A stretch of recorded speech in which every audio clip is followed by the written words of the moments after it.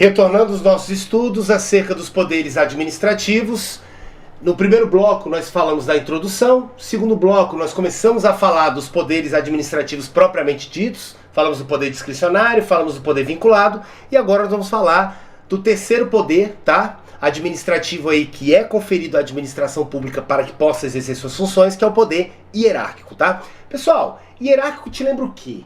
Hierarquia. E o que é hierarquia? É quando eu consigo estabelecer, eu consigo fixar, eu consigo escalonar de escada, tá? Uma relação entre pessoas e órgãos, estabelecendo quem manda e quem obedece. Então olha só que interessante.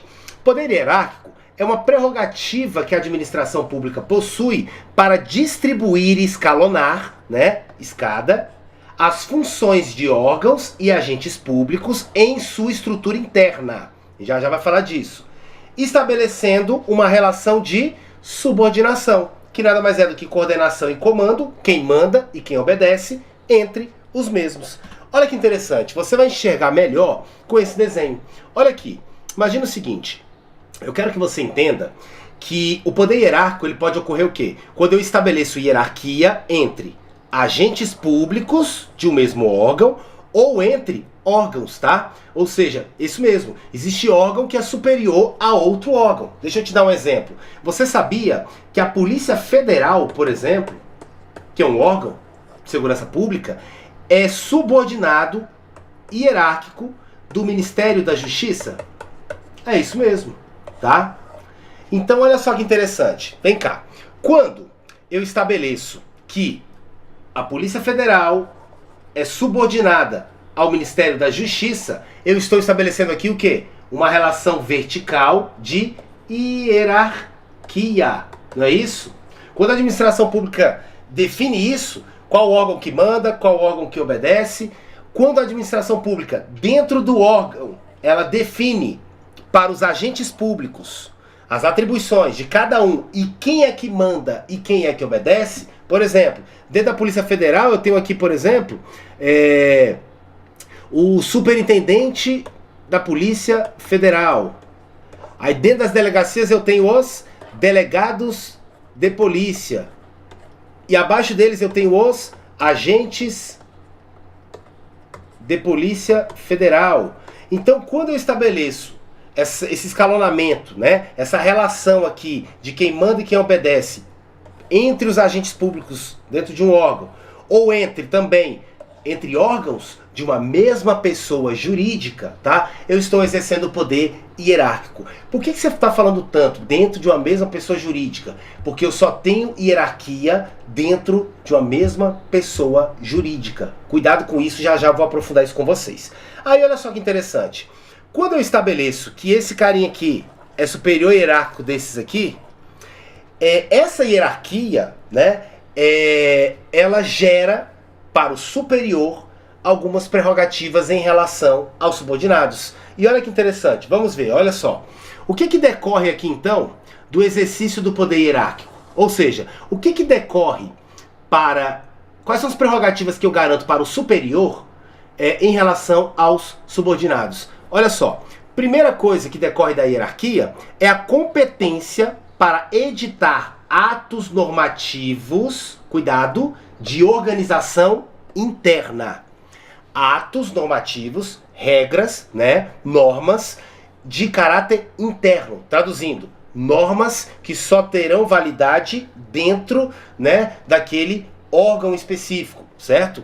Nós chamamos no direito administrativo, e a gente vai aprofundar isso, não se preocupe, quando a gente for estudar atos administrativos, mas nós chamamos esses atos administrativos que estabelecem normas internas de atos administrativos ordinatórios, tá? Ordinatórios, tá? Por quê? Porque é um ato, né, realizado pelo superior que consiste em ordinatório, em uma ordem, tá? Uma ordem, e ele é direcionado para os subalternos, não produzindo efeitos lá fora, só dentro da estrutura do órgão. Então, como é que eu faço isso, professor? Por exemplo, através de portarias e circulares. Vamos lá para um exemplo. Eu, Fernando, eu sou superintendente da Polícia Federal. Superintendente da Polícia Federal. A administração pública, ela estabeleceu o quê? O superintendente está acima dos delegados de polícia. Beleza. Eu, como superintendente da Polícia Federal, eu posso elaborar, editar uma portaria estabelecendo algumas regras. Por exemplo, que só vão valer no órgão, Polícia Federal. Então, por exemplo, como superintendente, eu estou determinando aqui nesse ato normativo de organização interna que toda delegacia da Polícia Federal no Brasil, né, pelo menos aqui na minha circunscrição, deve iniciar o seu atendimento às 9 horas da manhã. Senhores, eu estou diante do quê? Como eu sou superior, eu exerci a minha competência para editar ato normativo de organização interna, tá? Que só vale dentro do órgão, tá ok? Através de uma portaria. Outra situação interessante, lógico, a superioridade estabelecida ali pelo poder hierárquico garante ao superior a capacidade de dar ordens, não é isso? Se eu não posso mandar em nada, se ninguém tem que me obedecer, então eu não sou superior hierárquico, não é isso? Por exemplo, você chega pro teu irmão aí na sua casa agora e fala assim, ó, a louça tá lá suja, vai lá lavar. Ele vai virar pra você, provavelmente vai falar o quê? Vai você. Por que ele faz isso? Porque não há hierarquia entre você e ele. Então, a hierarquia que confere superior e subalterno garante ao superior a capacidade de dar ordens. Agora, cuidado, olha o que eu vou te falar e é isso que cai em prova, tá? Essa competência de dar ordens, ela não tem natureza absoluta. Por quê? Porque existem situações em que, mesmo você sendo subordinado, tá? E eu sendo superior hierárquico, você não estará obrigado a cumprir a minha ordem. Quais são as hipóteses em que o superior, tá, emana uma ordem ao subordinado e o subordinado não está obrigado a cumpri-las? Quais são essas exceções? Primeira delas é a ordem manifestamente ilegal. Se aquela ordem é claramente, obviamente, ela é latente que ela é ilegal, tá? O subordinado não está obrigado a cumprir. Na verdade, ordem manifestamente ilegal não se cumpre. Vamos lá dar um exemplo. Eu sou delegado de polícia civil do estado de Goiás e eu tenho como subalterno ali os agentes de polícia que trabalham na minha delegacia, na delegacia a qual eu exerço as minhas funções. Eu chego para um agente de polícia e falo assim, ô, deixa eu te falar, chegou um cara ali e tá preso em flagrante, folgado demais, pega esse taco de beisebol aí e arrebenta ele. Pra bater com força, pra ele aprender a respeitar a polícia. Esse agente de polícia, na hora, né, é óbvio, na hora vai tocar lá e falar assim, mas peraí, isso aí não pode, né? Ah, mas o chefe tá mandando, eu vou lá fazer. Não, senhor, ordem manifestamente ilegal não se cumpre, tá? Outra situação é a questão da competência exclusiva do órgão subordinado. Cuidado, senhores, olha só. Eu tenho aqui um órgão que é subordinado, mas a ele foi conferido pela lei uma competência exclusiva. O que significa isso? Uma competência que só ele pode exercer. Poderia o órgão superior, certo? Determinar, né? Dar alguma ordem em contrário ali a essa competência dele? Então, por exemplo, a título de exemplo, o Ministério da Justiça está acima, é um órgão superior à Polícia Federal. Ótimo. Poderia o ministro da Justiça dar uma ordem para um delegado de Polícia Federal para colocar determinada situação ali em um inquérito policial? Não. Por quê? Porque a competência para presidir inquérito policial é exclusiva do delegado de polícia. Entenderam? Então aqui nesse caso, outra exceção, tá? Outra situação, atividade de consultoria jurídica ou técnica. Vamos imaginar que eu trabalho em um órgão que é subordinado à presidência e eu exerço o quê? Parecer. A minha função é emitir pareceres técnicos ou, né, jurídicos acerca de alguma matéria que venha ser entregue aí nas minhas mãos. Por exemplo, eu sou consultor legislativo. Beleza, ótimo. A presidência, que está acima do meu órgão ali de consultoria, ela não pode, tá, determinar o que eu vou colocar no parecer. Por quê? Porque consultoria jurídica ou técnica, ela é pessoal, tá? Eu estou perguntando para você, consultor, porque você é um especialista nessa área. Você é técnico. Tá ok? Então não pode o órgão superior ali através do presidente querer dar uma ordem para determinar o que vai ser apresentado naquele parecer. Negativo. Eu tenho liberdade para colocar o que eu realmente acho sobre essa matéria. Ah, essa matéria é inconstitucional, essa matéria viola a lei e etc. Tá? Por fim aqui, órgão com competência de adotar decisões administrativas. Se esse órgão aqui é ele que tem a competência para tomar decisões administrativas, julgar processos administrativos, o órgão superior não pode influenciar, interferir nas decisões tomadas por ele. Ele tem liberdade, tá, para decidir. Beleza, senhores? Então é muito simples, tá? A hierarquia que estabelece superioridade e inferioridade, vamos colocar assim, entre os agentes públicos e órgãos, tá? Ela garante o quê? Ela garante também a capacidade de dar ordens, mas isso não é absoluto. Existem ordens que não devem ser cumpridas, beleza? Beleza. Então olha só. Próxima, e essa daqui é uma das que mais cai. Cuidado, tá? Quando estabelece a hierarquia, nasce para o superior a capacidade de fiscalizar a atuação dos subordinados. E essa fiscalização, ela ocorre tanto no aspecto da legalidade, quando o superior ele vai verificar se o ato administrativo praticado pelo subalterno viola ou não a lei, como também a fiscalização pode ocorrer em relação ao mérito, tá? O que é mérito administrativo? Oportunidade e conveniência, não é isso? Vamos para os exemplos que fica mais fácil. Olha só que interessante. Olha aqui, ó. Coloquei esse desenho para você conseguir enxergar com facilidade, tá? Eu tenho aqui, né, por exemplo, o superior fiscalizando a atuação do subordinado. Aí, olha só, senhores, prestem bem atenção. Isso aqui só ocorre graças ao poder hierárquico. Se a administração pública estabeleceu que esse é superior a esse, ele pode então fiscalizar a atuação do subordinado. Ótimo. Fiscalização das atividades dos subordinados. Se eu sou chefe, eu posso fiscalizar o que os subordinados estão fazendo. Essa fiscalização, ela pode ocorrer em dois aspectos. Aspecto da legalidade, e aqui o superior vai estar verificando o quê? Se o ato administrativo praticado pelo subordinado está de acordo com a lei. Então eu vou verificar ato versus lei.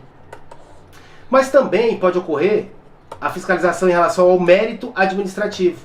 Ou seja, eu não vou verificar agora se o ato ele é legal ou ilegal. Na verdade, o ato eu sei que ele é legal, tá? Eu vou verificar se o ato ele é conveniente e oportuno.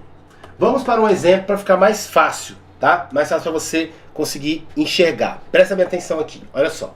Imagina o seguinte, eu sou chefe de um órgão, né? Órgão lá da Secretaria de Vigilância Sanitária. Beleza, eu sou o chefe. E eu tenho os fiscais.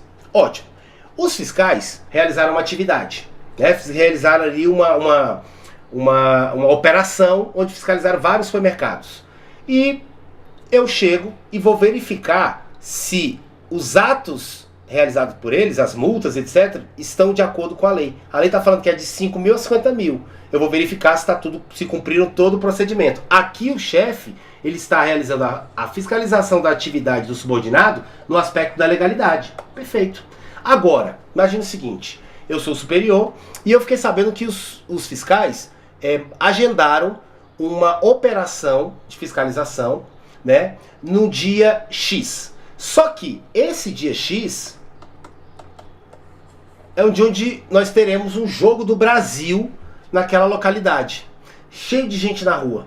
Então o que acontece? Eu, como superior hierárquico, eu posso verificar e falar, olha, não há ilegalidade em realizar a operação. Na verdade está tudo certo, nosso trabalho é esse mesmo. Só que não é oportuno, não é o momento, não é conveniente, não é o meio mais adequado, pelo menos nesse momento, para alcançar o interesse público, realizar essa operação em um dia que a rua vai estar cheia de gente nessa localidade, que fica próximo ao estádio, tá? Isso aqui pode dar problema, tá? Pode ser que pessoas venham para cima dos fiscais, e aí o que vai acontecer? Uma tragédia. Então, eu como superior, eu vou estar alegando aqui o quê? Vou estar analisando o quê? Fiscalizando o mérito, ou seja, a oportunidade e conveniência daquele ato administrativo. Beleza? Tranquilo? Perfeito. Então, senhores, isso aqui você tem que saber essa estrutura. Agora presta atenção que o que mais cai em prova é o que eu vou te falar agora. Vem cá. Você concorda comigo? Eu já falei que a fiscalização pode ser no aspecto da legalidade e do mérito. Beleza, acabei de falar isso.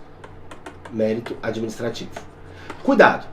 Professor, se o superior realizar a fiscalização do ato do subordinado e verificar que o ato dele viola a lei, ou seja, o ato é ilegal, ele foi analisar, o chefe verificou o quê? Ato versus lei. Então ele realizou o quê? O controle, né, de legalidade do ato administrativo do subordinado.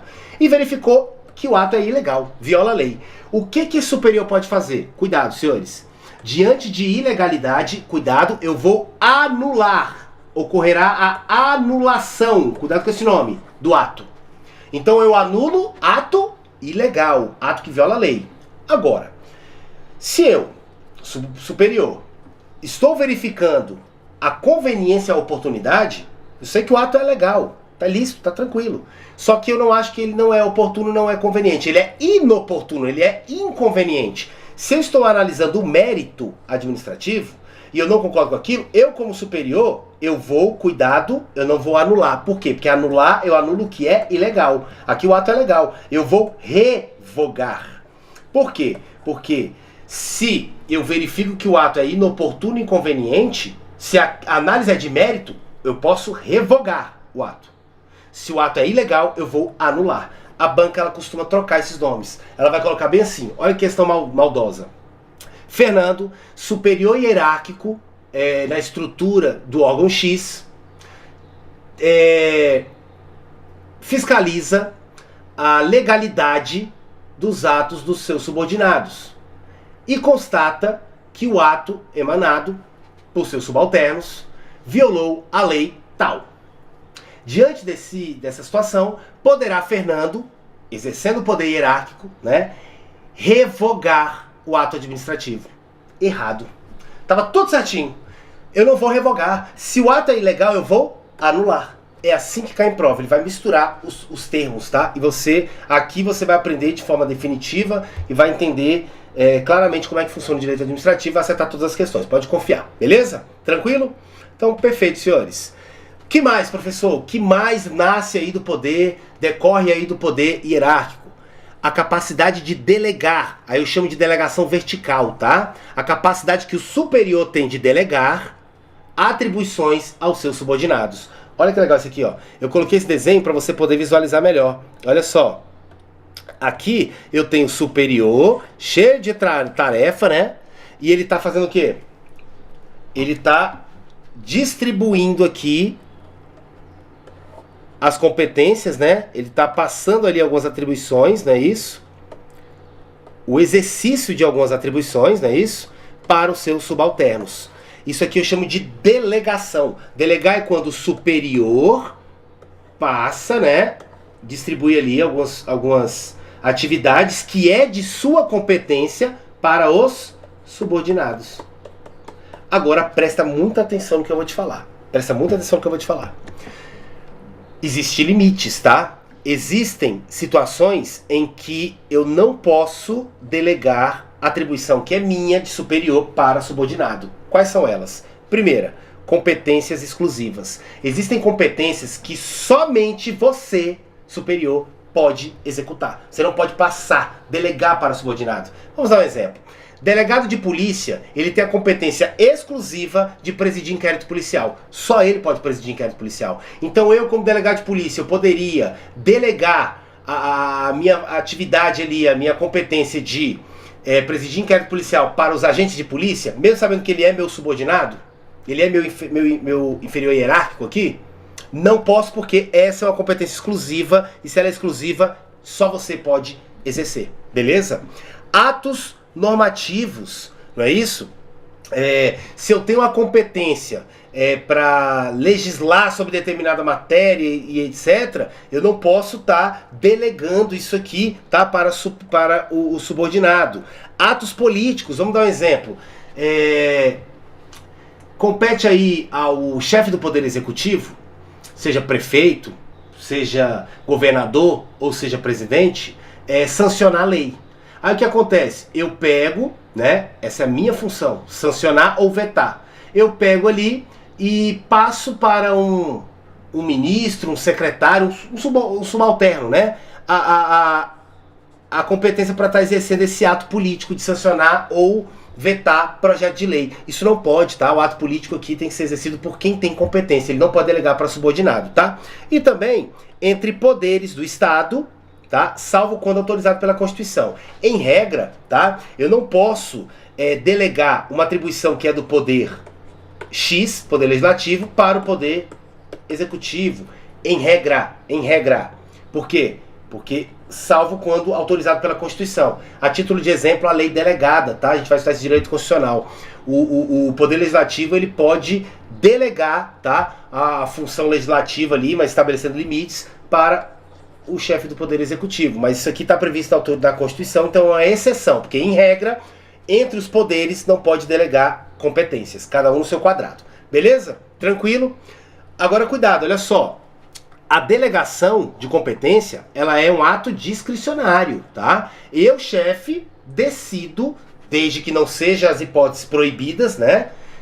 Eu decido, se é oportuno ou conveniente, delegar a minha competência, né? O exercício dessa atribuição para o subordinado. Então, ele faz se quiser, tá? Temporário, cuidado. Se eu deleguei aquela atividade para você, não é para sempre, é temporária, tá? Essa delegação. Irrevogável. O que significa revogável? Se eu estou atribuindo a você uma competência que é minha, o exercício de uma competência que é minha para você subordinado, eu posso o quê? Pegar de volta, né? A qualquer momento. Porque eu posso revogar essa delegação, beleza? Agora, cuidado, tá?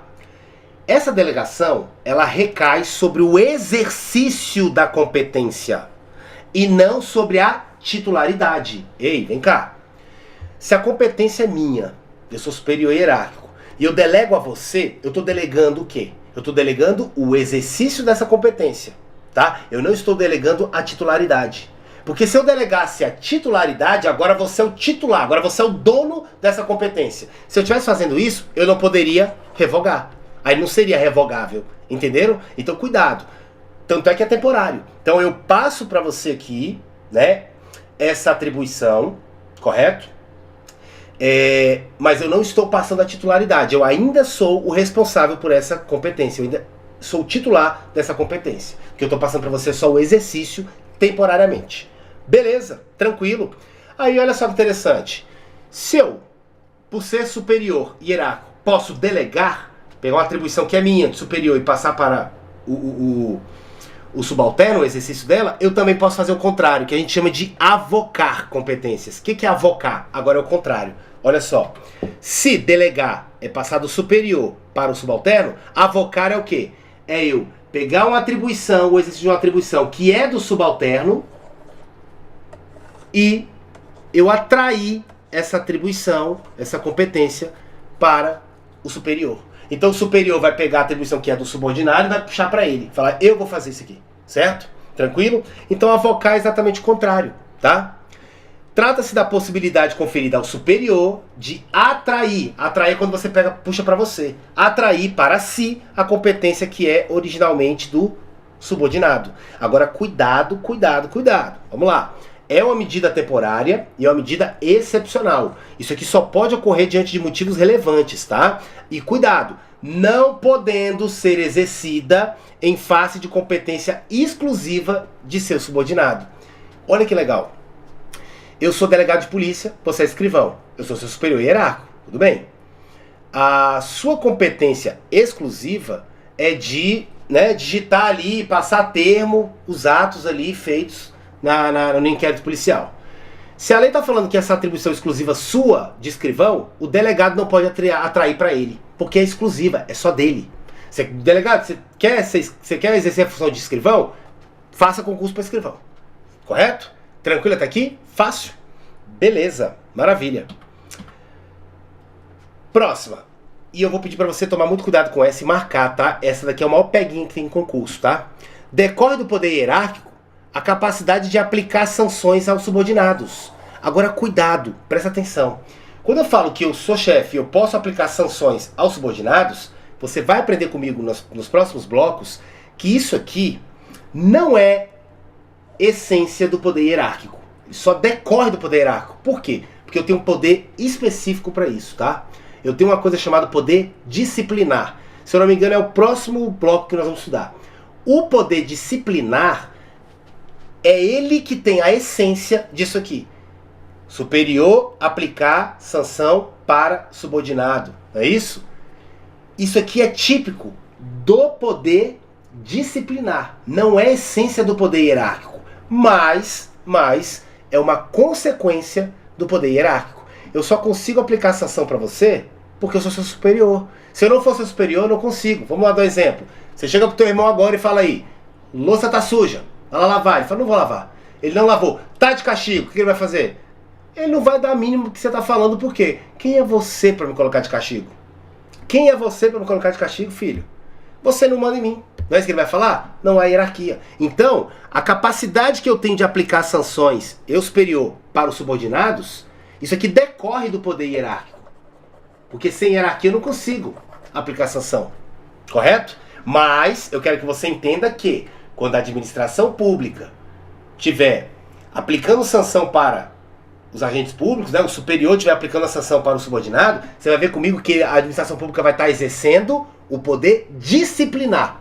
Não é o poder hierárquico. Só decorre do poder hierárquico. Tranquilo? Beleza? Por isso que cai em prova dessa forma. Ó.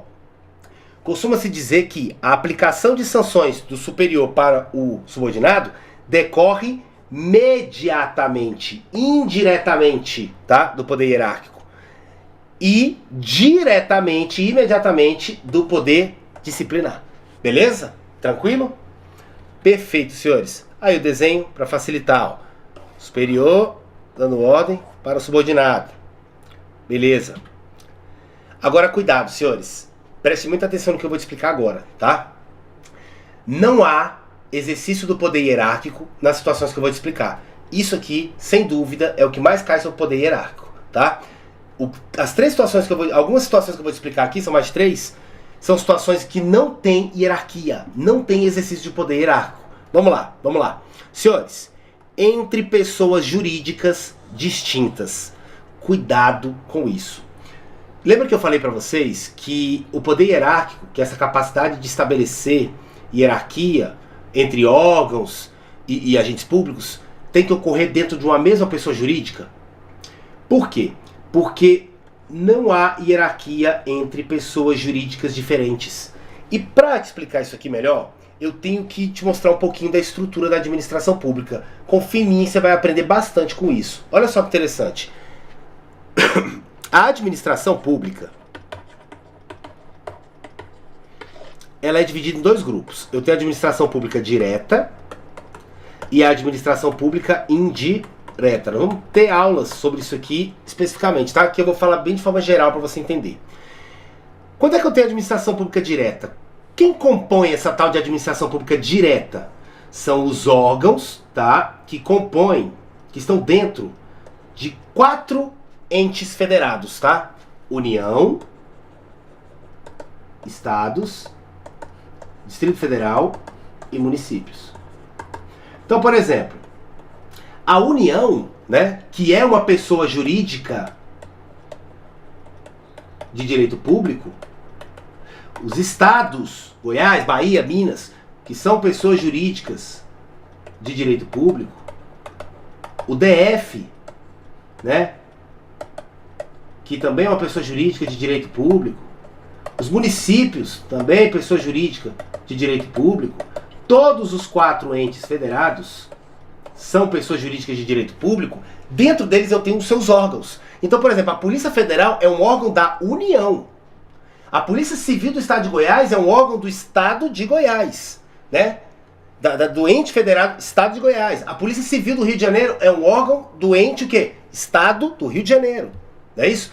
Deixa eu ver. Vamos lá. A Polícia Civil do DF, a SMT, né?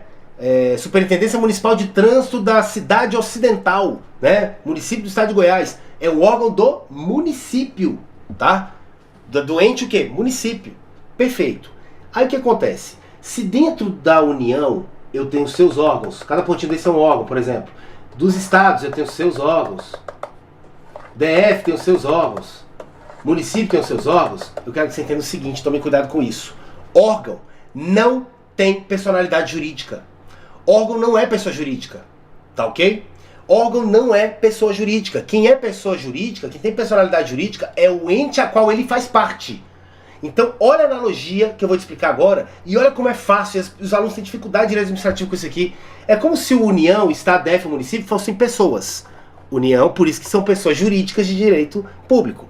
A União é uma pessoa, os estados, cada um é uma pessoa, o DF é uma pessoa e cada um dos mais de 5 mil municípios que nós temos no Brasil corresponde a uma pessoa. A pessoa aqui, Fernando, dentro da minha estrutura não tem órgãos, não tem coração, rins, não é isso? Pulmão, não é isso? Eu tenho, dentro das pessoas, eu tenho órgãos. Só que esses órgãos, eles não existem por si só, certo? Na verdade, ele integra um todo que é aquela pessoa. Tanto é que você não processa o órgão, você processa a pessoa jurídica a qual ele faz parte. Você não processa a Polícia Federal, você tem que processar a União. Você não processa a Polícia Civil do Estado de Goiás, tem que processar o Estado de Goiás. Você não processa a SMT, Superintendência Municipal de Trânsito, você vai processar o município a qual a SMT pertence, tá ok? Pessoal, mas eu não consigo entender o porquê disso. Então vou apelar aqui e vou te explicar melhor. Olha que interessante. Por ser homem eu tenho um órgão genital masculino. Se eu entrar dentro de um ônibus, né, e ali encostar o meu órgão genital ali na moça que tá ali, ela vai gritar e vai chamar a polícia. A polícia para, a polícia vai responsabilizar quem? Quem vai para a delegacia? É o órgão que vai ser preso ou é a pessoa jurídica a qual o órgão pertence? É a pessoa jurídica a qual o órgão pertence. Entendeu agora? Então, senhores, cuidado. O ente é pessoa jurídica. O órgão não é pessoa jurídica. Correto? Isso é a administração direta, composta por 4 entes e seus respectivos órgãos. União, Estado, DF, município. E aí eu tenho a administração pública indireta, que é composta por 4 entidades administrativas, tá? Quais são? Nós temos aqui as autarquias, fundações públicas, sociedades de economia mista e empresas públicas. Eu não vou nesse bloco aprofundar isso aqui, que isso aqui é tema de aula específica, tá? A gente vai trabalhar isso, fica tranquilo. Mas olha só, cada uma dessas entidades da indireta serve para alguma coisa, tá? Quero que você entenda isso. Mas olha só, vou te dar exemplos, tá? O INSS é uma autarquia da União, tá? A FUNAI, Fundação Nacional do Índio, é uma fundação pública da União. A Petrobras é uma sociedade de economia mista da União. A Caixa Econômica Federal é uma empresa pública da União. Então a União, ela pode criar as suas entidades da administração indireta. Então a União, ela cria suas autarquias, cria suas fundações públicas, cria suas sociedades de economia mista, cria suas empresas públicas. Os estados, a mesma coisa. O Estado de Goiás vai criar suas autarquias, suas fundações públicas, suas sociedades de economia mista, suas empresas públicas. DF, município, a mesma coisa. Só que aí você tem que tomar cuidado. Por quê? Porque a autarquia, as fundações públicas, a sociedade de economia mista, as empresas públicas, essas daqui não são órgãos. São pessoas jurídicas, tá? Elas têm personalidade jurídica, elas respondem pelos seus atos. E cuidado, quem é que cria as entidades da indireta?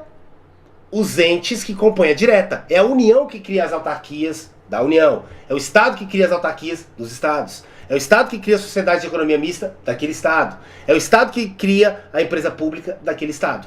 Só que, preste atenção, e isso é o que mais cai. Apesar de quem cria as entidades da indireta são os entes da direta, não há hierarquia em relação a elas. Porque são pessoas jurídicas diferentes. É isso que eu queria que você entendesse. Por que não há hierarquia, não há poder hierárquico diante de pessoas jurídicas diferentes? Porque se são pessoas jurídicas diferentes, eu não posso falar em hierarquia. Tá ok? Eu só tenho hierarquia dentro, na estrutura interna de uma mesma pessoa jurídica. Eu tenho hierarquia entre o Ministério da Justiça e a Polícia Federal. Por quê? Porque o Ministério da Justiça está dentro do poder executivo aí da União. A Polícia Federal, poder executivo da União. Então é a mesma pessoa jurídica? Eu tenho aqui, Polícia Federal, órgão, né, da União, e Ministério da Justiça, órgão da União. Tá dentro da mesma pessoa jurídica? Sim, então tem hierarquia. Pode ter relação de hierarquia. O que eu não posso é pegar um órgão de uma pessoa jurídica e falar que ele é subalterno a um órgão de outra pessoa jurídica. Como a União é uma pessoa jurídica e as suas autarquias, com seus filhos, né, são pessoas jurídicas diferentes, né? Todo mundo aqui é pessoa jurídica, não há hierarquia entre as autarquias e a União, Estado, DF, município. Mesmo que seja ele que tenha criado essa autarquia, beleza? Tranquilo? Então, olha só, não há exercício do poder hierárquico entre pessoas jurídicas distintas. Eu dei exemplo. União não é superior hierárquico da empresa pública que ela criou, Caixa Econômica. Não é. São pessoas jurídicas diferentes, tá? Entre entes federados, tá? União, estados, DF e município, não é isso? Entes federados, nós somos uma federação, não é isso? E essa nossa federação brasileira, ela é composta por quem? União, estado, DF e município, não é isso? Beleza. Entre os entes federados, eu não tenho hierarquia, senhores. A União não é superior hierárquico dos municípios. É isso mesmo, cuidado, cuidado. Olha só, quem é o chefe do poder executivo no município? Prefeito. Pode o presidente da República, que é o chefe do poder executivo, no âmbito da União, determinar que o prefeito asfalte tal rua? Não, não pode. Por quê? Presidente, você cuida da União. Eu sou chefe do poder executivo do município, eu sou prefeito. O senhor não manda em mim. Então, cuidado, não há hierarquia entre União, Estado, DF e municípios. Na verdade, a Constituição Federal, ela faz o quê? Ela distribui competências. União, você faz isso, Estado, você faz isso, DF, você tem competência para isso, município para isso. Cada um no seu quadrado. Tranquilo? Então, por que não há manifestação do poder hierárquico entre os entes federados? Porque não há hierarquia entre eles. Entenderam? Presidente não manda no prefeito. Tá ok? E, aí eu já expliquei isso aqui, entre a administração pública direta e a administração pública indireta. Também não há hierarquia. Por quê? Porque apesar das entidades administrativas da indireta, autarquias, fundações públicas, sociedade de economia mista, empresas públicas, serem criadas pelos entes federados, União, Estado, DF, município, que compõem a administração direta, traduzindo, apesar da indireta, a administração pública indireta ser criada pela administração pública direta, não há hierarquia entre elas. Não há hierarquia entre elas. Beleza? Pessoal, não consigo entender isso. Não tem quem me faça colocar na cabeça o porquê disso. Eu vou fazer uma analogia com você. Vem cá. Você já é maior de idade, já paga suas contas, já saiu de casa, alugou o seu apartamentozinho, está estudando para concurso, etc. Aí o teu pai, por exemplo, ele não te apoia. Ele fala, não, eu queria que você, que negócio de estudar para concurso, eu queria que você fosse médico. Eu gostaria muito que você fosse cirurgião plástico e tal. Então é o seguinte, como seu pai, eu tô falando, larga esse negócio de concurso, você vai estudar agora para medicina, tá ok? Você vai virar pro seu pai e vai falar assim, não vou. O senhor gosta tanto de medicina assim? Faça medicina o senhor, ué. Eu tenho a minha escolha, eu quero ser policial legislativo, né? Eu quero ser consultor do Senado, eu tenho as minhas escolhas. Apesar, pai, do senhor ter me criado, apesar de quem me criou, quem me colocou no mundo foi o senhor, eu não sou subordinado, eu não estou submetido à hierarquia do senhor, porque eu já saí da sua casa, eu já pago as minhas contas. É isso. Quem criou a autarquia é filha da União ali. Quem criou o INSS foi a União. Mas o INSS não está subordinado à União. Porque já paga suas próprias contas, tá ok? Já saiu de casa e é independente. Beleza? Entendeu agora? Ficou mais fácil? Perfeito. Tranquilo. Então vamos lá. O que mais, professor? Aí fica também óbvio. Entre os poderes legislativo, executivo e judiciário, senhores. Existe hierarquia entre o poder legislativo, executivo e judiciário? Não há hierarquia. Não é isso? Se não há hierarquia, né? Entre legislativo, executivo e judiciário, não tem manifestação do poder hierárquico. Tranquilo. Cuidado com essa próxima aqui, tá? E última. Ela, quando cai em prova, o pessoal erra muito. Eu vou explicar uma regra e depois eu te explico a exceção, tá? Vamos para a regra primeiro.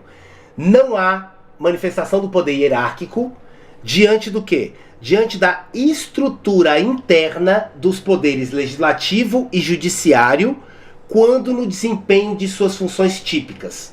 Calma, vamos entender isso aqui. Presta atenção. Eu tenho de um lado o poder legislativo e do outro lado eu tenho o poder judiciário. Dentro do poder legislativo eu não tenho uma estrutura interna. Eu tenho aqui, por exemplo, poder legislativo, né, no âmbito federal, da União, eu tenho o sistema bicameral. Eu tenho a Câmara dos Deputados de um lado e o Senado Federal de outro lado. Perfeito. São órgãos do poder legislativo da União. Ótimo. Poder judiciário, eu tenho toda a estrutura também, não é isso? Eu tenho ali STF, STJ, né, os tribunais superiores, etc. Eu tenho, né, a Justiça Federal, a Justiça Comum, né, a Justiça Estadual, perdão. Tem toda uma estrutura. Beleza. O que eu quero que você entenda? Olha só. Eu não tenho poder hierárquico dentro da estrutura interna dos poderes legislativo e judiciário. Sabe o que significa isso? Olha que interessante. Se eu sou juiz de direito vinculado ao Tribunal de Justiça do Estado de Goiás, então eu sou juiz de direito no Estado de Goiás, juiz de primeira instância. Se eu decidir aqui, tomar uma decisão, elaborar aqui e proferir uma sentença judicial, e a parte não concordar, ela vai recorrer para a segunda instância, né?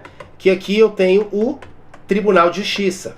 Tribunal de Justiça, no caso aqui de Goiás, já que eu sou juiz de primeira instância do Estado de Goiás. O fato de eu ser juiz de direito em primeira instância e a competência do tribunal, né, de poder passar por cima aqui da minha decisão e reformar minha decisão se não concordar, isso traz uma hierarquia entre juiz e desembargador? Cuidado, não. Isso não é hierarquia, porque não há hierarquia dentro da estrutura interna do Poder Judiciário, essa é a regra, e do Poder Legislativo. Traduzindo, a Câmara dos Deputados é composta por 513 deputados federais. São membros do Poder Legislativo. O deputado federal Fernando é subalterno, é inferior hierárquico do deputado federal Joãozinho? Não, não é. Ah, mas o Joãozinho é o presidente da casa. Não tem problema, não é subordinado. Tá ok? Dentro da estrutura interna do Poder Legislativo aqui, tá? Câmara e Senado, falando de membros, não há hierarquia entre eles. Dentro do Poder Judiciário, aí cuidado, em regra, não há também hierarquia. Eu sou juiz, dei a sentença. O fato do desembargador do Tribunal de Justiça poder mudar a minha sentença, isso não faz com que eu seja subordinado hierárquico dele. Ele tem a competência de reanalisar, reavaliar as decisões da primeira instância. Tudo bem, mas isso não faz com que eu seja subordinado a ele. Porque se fosse, o desembargador poderia dar a ordem. Juiz, é para decidir dessa forma. Negativo. Eu decido conforme o meu livre convencimento. Entenderam? Agora, cuidado. Por que eu falei que eu ia te explicar a regra e depois a exceção? Ressalvada a emissão por parte do STF de súmula vinculante, declaração de inconstitucionalidade ou declaração de constitucionalidade com eficácia erga omnes. Calma, calma, não assusta. É fácil, só presta atenção. O que eu acabei de explicar? Que o Poder Legislativo e o Poder Judiciário, olha a regra. Regra geral. Poder Legislativo e Poder Judiciário, regra geral, tá? Falando da sua estrutura interna, quando estão exercendo suas funções típicas, Legislativo legislar e Judiciário julgar, né? Não há hierarquia. Não há hierarquia. Agora, olha a exceção. Salvo, aí essa exceção só é aplicada para Poder Judiciário. Salvo 3 situações. E todas elas envolvem o STF. Ou seja, eu tenho 3 exceções onde, agora sim, eu vou conferir superioridade hierárquica ao Supremo Tribunal Federal em relação aos demais órgãos do Poder Judiciário do país, tá? Quais são essas situações? A primeira que eu tenho é o que a gente chama de súmula vinculante. O que é isso? Só edita súmula vinculante no Brasil o STF, tá? Súmula vinculante é o quê? É um entendimento firmado pelo Supremo Tribunal Federal, pelo STF, que vincula toda a administração pública e todos os demais órgãos do Poder Judiciário. Traduzindo, se o STF proferiu aqui uma súmula vinculante dizendo que, ressalvadas hipóteses excepcionais, não pode utilizar algema no indivíduo, súmula vinculante aí, número 11, né? Todos os demais órgãos do Poder Judiciário devem aplicar esse entendimento, mesmo que não concorde. Então aí sim eu estou estabelecendo uma hierarquia entre o STF como superior, né, e os demais órgãos do Poder Judiciário. E quais são as outras duas hipóteses? Quando o STF ele emite uma declaração de inconstitucionalidade ou uma declaração de constitucionalidade, o que é isso? O Supremo se deparou com uma determinada situação onde ele reconheceu, está violando a Constituição. Opa, declarou a inconstitucionalidade. Se está violando a Constituição, é inconstitucional. Ou ele se deparou com a situação e falou, não, está de acordo com a Constituição sim. Ele declarou a constitucionalidade. Agora, cuidado. Existem situações em que o STF declara a inconstitucionalidade ou a constitucionalidade de algo, né, de uma espécie normativa aqui, que tem efeito, cuidado, erga omnes, ou seja, existem declarações de inconstitucionalidade e constitucionalidade que são de efeitos para todos. O que significa? Se o STF está falando que é inconstitucional, filhão, com eficácia erga omnes, tá? Significa que é inconstitucional e acabou, tá? Se o juiz da primeira instância lá embaixo não concordar, problema é dele. Problema é dele. Tem que reconhecer a inconstitucionalidade, porque a inconstitucionalidade foi declarada com eficácia erga omnes. Erga omnes significa para todos, entenderam? Produz efeitos para todos e deve ser observado pelos demais órgãos do Poder Judiciário. Então, traduzindo, tá? Eu não tenho hierarquia dentro da estrutura interna aqui do Poder Legislativo e do Judiciário, não falei do Executivo, Legislativo e Judiciário, tá? Quando no desempenho de suas funções típicas, tá ok? Salvo o Poder Judiciário no que tange o STF como superior hierárquico, né? Mediante a emissão de súmula vinculante, declaração de inconstitucionalidade ou declaração de constitucionalidade com eficácia erga omnes para todos. Beleza, senhores? Tranquilo, fácil, perfeito. Para finalizar, já finalizando aqui a nosso bloco sobre poder hierárquico, aprofundando a matéria, trabalhando tudo que você precisa saber, tá? Olha que interessante. O exercício do poder hierárquico, né?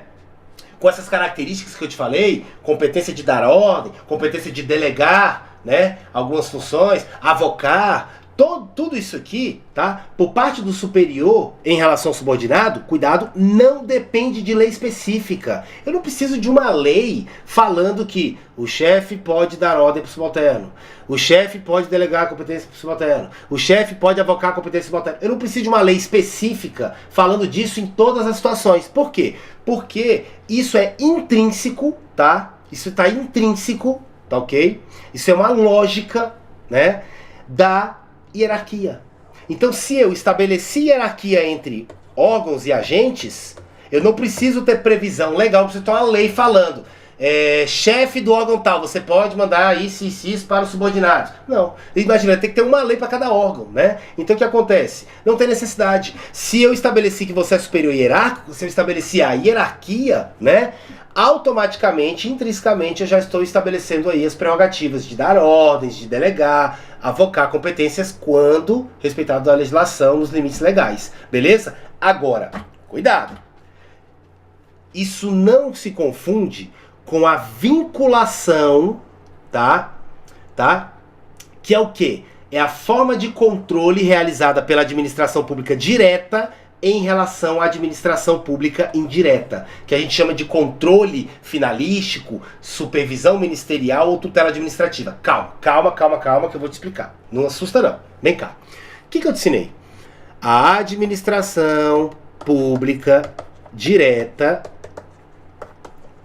que é formada pela União, Estados, DF e municípios, seus respectivos órgãos, né? Ela pode criar entidades que nós vamos chamar de administração pública indireta, que são quem? As autarquias, fundações públicas, sociedade de economia mista e empresas públicas. O que eu te expliquei? Que não há hierarquia entre a direta e a indireta. Você entendeu isso? Ótimo. O que existe entre a direta e a indireta? O que existe é o que a gente chama de vinculação. E o que é essa vinculação? A vinculação, ela permite que a administração direta, já que foi ela que criou a indireta, ou seja, ela permite que a União, né,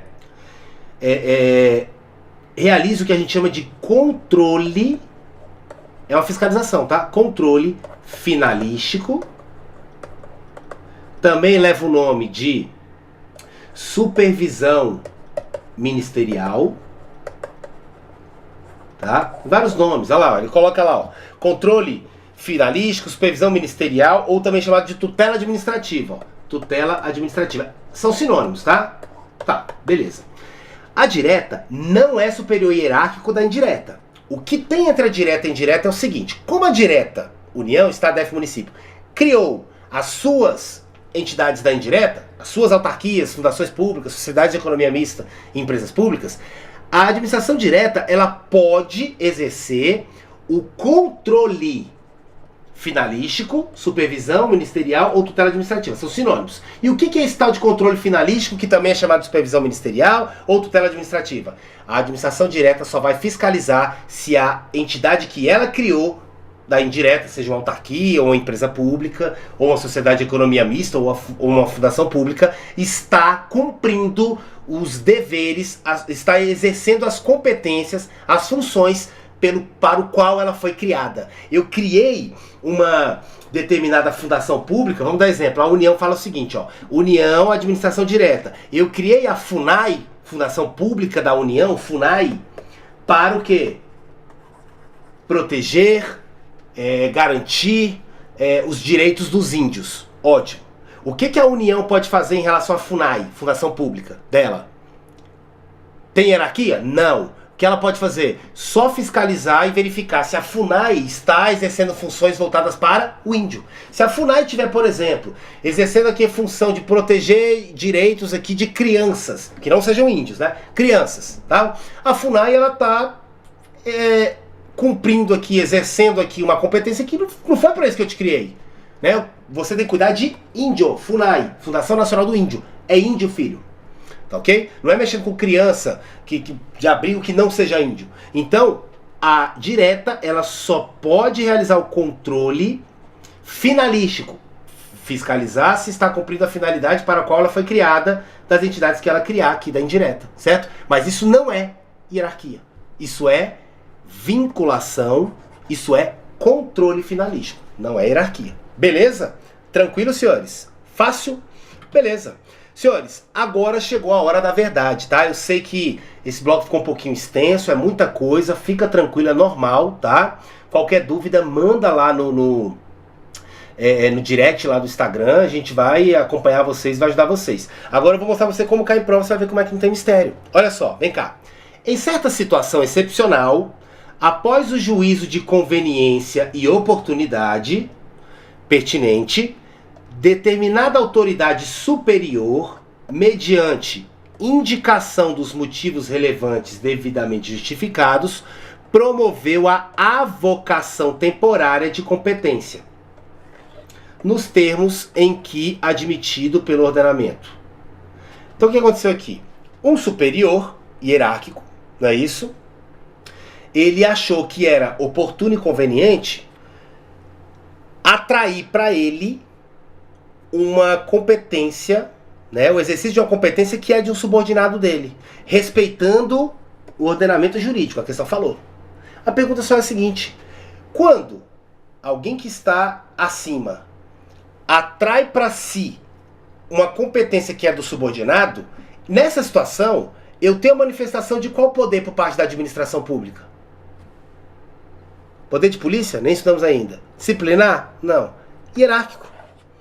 O poder hierárquico dele não decorre capacidade de dar ordens, capacidade de delegar competências, capacidade de avocar competências. Não é isso? Então, senhores, gabarito, letra C.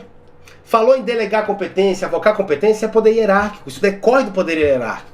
Quando eu, superior, estou pegando a atribuição do subordinado, o exercício da atribuição do subordinado, e estou trazendo para mim, eu só consigo fazer isso por causa do poder hierárquico, porque eu estou acima dele. Entenderam? Eu só consigo delegar uma função minha para um subordinado, o exercício de uma função minha para um subordinado, porque eu sou chefe dele. Se eu chegar pro cara que tem o mesmo nível hierárquico que o meu e passar para ele uma atividade que é minha, ele vai mandar eu desconfiar. Falar, você é preguiçoso, fala, você, ué, isso é trabalho seu. Entenderam? Beleza? Vamos lá para a próxima. O governador do estado Alfa, ao tomar conhecimento pela imprensa sobre atos de corrupção perpetrados por Caio, ocupante de cargo efetivo no âmbito da autarquia estadual XYZ, pede que a sua equipe técnica lhe apresente um estudo sobre a possibilidade do chefe do Poder Executivo, né, aqui no caso o governador, invocar o poder hierárquico com as consequências que dele decorrem sobre uma entidade da administração direta. Opa, o que você está falando? Governador do estado, né? Não é isso? Administração direta.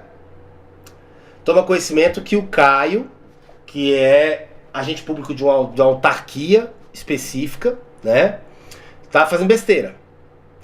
E aí o chefe do Poder Executivo procura a equipe técnica para falar, vem cá, qual a possibilidade que eu tenho aqui de ferrar esse cara? Porque é o seguinte, eu sou sobre essa questão de hierarquia, né? Eu quero invocar a hierarquia aqui em relação a esse servidor, em relação a essa entidade, autarquia aqui da administração direta. Você já sabe, olha aqui. Busca-se assim evitar que a imagem do poder público seja prejudicada junto à coletividade. Nesse cenário, considerando o entendimento doutrinário e jurisprudencial dominantes, é correto afirmar que... Vamos para as alternativas. Olha aqui, vem cá. Olha aqui.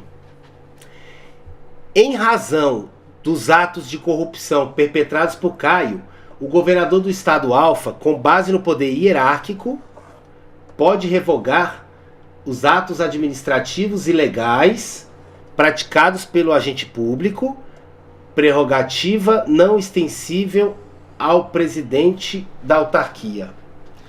Vamos lá, senhores. Vamos lá. O que você acha disso aí? O que está de errado aqui? Primeiro, tá? O governador do estado, tá?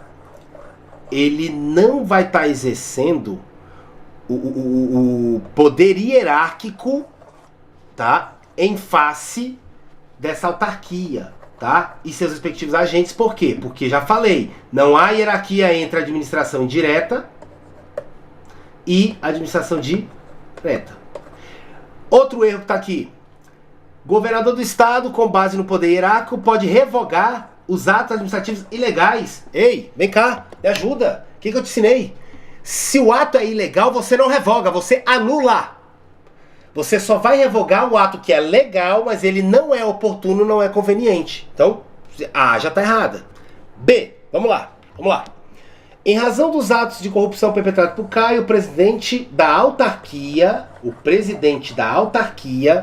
com base no poder hierárquico, aí vem cá, aqui sim, até aqui tá certo.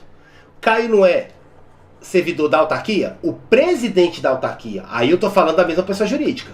O presidente da autarquia, o chefe do Caio, ele pode exercer poder hierárquico. Aí o que acontece? Podendo revogar os atos administrativos ilegais praticados pelo agente público. E aí, senhores? De novo, ato administrativo ilegal eu não revogo, eu anulo. A B está errada por isso. C, vamos lá. C. Em razão dos atos de corrupção perpetrados por Caio, o governador do estado Alfa ou o presidente da autarquia, com base no poder hierárquico, podem revogar os atos administrativos ilegais. De novo, errado. D. O poder hierárquico não é aplicável entre pessoas jurídicas distintas. Aqui está certo. De forma que inexiste relação de hierarquia e subordinação entre o estado Alfa e a autarquia XYZ. Certo ou errado? Certo. Não há hierarquia entre pessoas jurídicas distintas. Foi isso que nós estudamos? E a autarquia é uma pessoa jurídica e o estado é outra pessoa jurídica. Não é isso? Vamos ver o erro da E aqui, ó. O poder hierárquico é aplicável entre pessoas jurídicas distintas. Tá errado. De forma que existe relação de hierarquia e subordinação entre estado e autarquia. Tá errado, a gente já sabe que o gabarito é a letra D de dado. Você viu que não tem mistério, senhores? No próximo bloco eu trabalho com vocês poder disciplinar, tá? Esse aqui é bem tranquilinho, poder disciplinar é bem curto, fica tranquilo. Alguns tem um pouquinho mais de detalhe, mas o meu compromisso com você é te preparar com qualidade. Não fique procurando o resumão do resumão do resumão, que não dá certo. Vai por mim, tá ok? Tenho experiência há mais de 10 anos aí, preparação para concurso público, e eu posso te falar que é justo que muito custe o que muito vale. Então assim, você vai estar assistindo aulas mais longas comigo aqui, seja com o professor Luiz Eduardo, seja com todos os professores, né, desse curso, mas eu garanto que você vai sair daqui aprovado, tá? Preparado, e vai conquistar a sua aprovação no concurso que você almeja aí, tá bom? Então assim, não fica procurando atalho não, que nunca dá certo, tranquilo? Um grande abraço, próximo bloco nós continuamos o tema poderes administrativos, trabalhando mais especificamente poder disciplinar.